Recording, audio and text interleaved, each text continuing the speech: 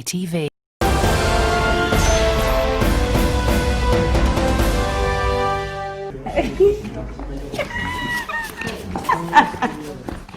Mwasiibye mutyena abaana ffe mwesi abatulaba ku IDF nga babuusaako yenze Musaacha eyatanduse ebikere okufa wali eri empaale n'enzikyankamalira wano e Bukanda nga naakyankoberera oluma lwaleerwe.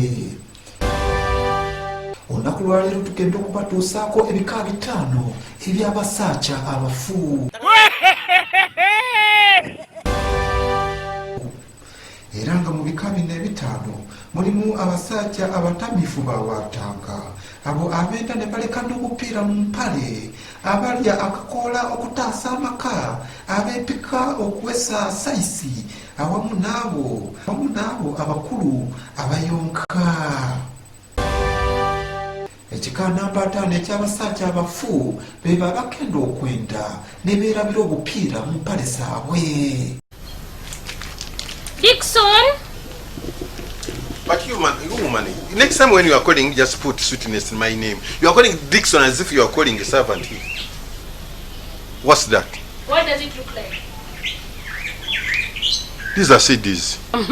And I found them in your trouser. In my trouser? Yes! Isn't this your trouser? Sorry. Sorry, sweetheart. You know I bought that trouser from Owino. You know, things from Owino, they are imported from America, European countries. They come with the takataka. Sometimes you find in money. But these are made in Uganda. Made in Uganda? That is the Philip. One man. You know, Philip bought that trouser from me. He was going somewhere, so he bought that trouser from me. Philip, you know, buzo. You take a move. Yeah? Yes, Okay.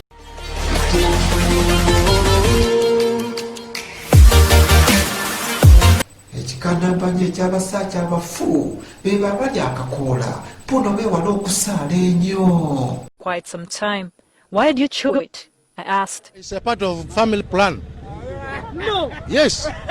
For us, when we use it, we don't work at night. It's part of family plan. Yes.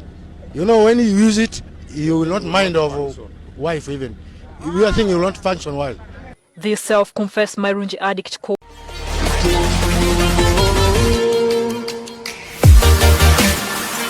Ekika namba 3 eky'abasajja abafu beebo abanywi bawatanga era nga omwenge gwabawensa.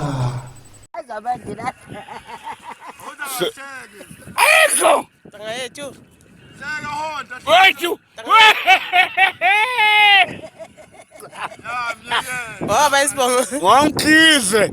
Wazala ngona ntiba? 75. Untanga yethu. Untanga yethu mfela.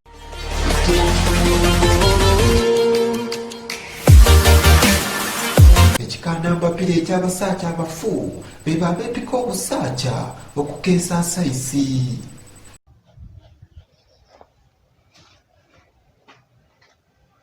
Come up. Baba, I'm not doing anything. Why is it your hand down there? My ball. Ujama, your ball? Emipira. Emipira? Emipira gy'emmotoka yange. Why do you hide them down there? Those kids wanted to steal them when we were playing. Ebyo byoyagala naye bakugamba okunaaba. Didn't I tell you not to put on your uniform? Others are on television learning and for you are here playing. On 15th they are going back to school. You mean I know everything from school? Think I show you? Okay. Show me Kamagu. My name is Kamagu and I'm 7 years old. Both of my parts, my head, my shoulder, my knees, abdomen, thorax. You are very smart, my yes, brother. I'm very, very smart. I told you, and I'm not going to bathe the bath. Itao. Tell me kugenda nawe.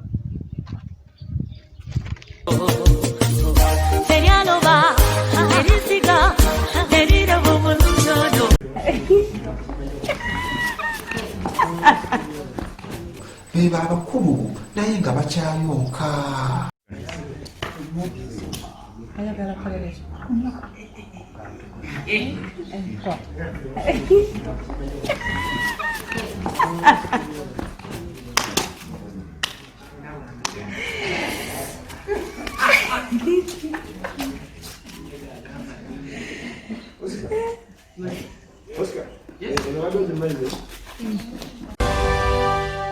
ebyo ebibadde ebika ebitanda eby'abasaaca abafu era nga yabatuusisaako yenze musaaca eyatambuse ebikere okufa wali eri empaale n'ezikyakasibira wano e Buganda kanakyankumirira olumba lw'ekaali y'omuuka.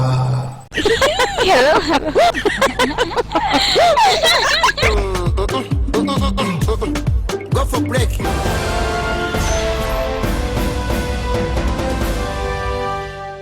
This is ITV Uganda.